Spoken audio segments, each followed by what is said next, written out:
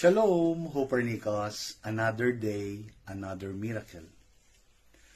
Romans 5:8 says, "But God demonstrates His own love for us in this: while we were still sinners, Christ died for us."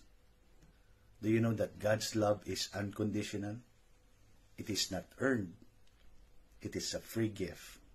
It is a doron of God. Dono di Dio.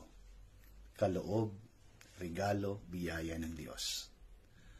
No matter what you're facing right now, God's love remains consistently, constantly constant. He never changes. Receive God's love today. Receive your miracle today. Shalom, Copernicus. Another day, another miracle. This is Bishop Don saying, enjoy the goodness of life in Christ Jesus.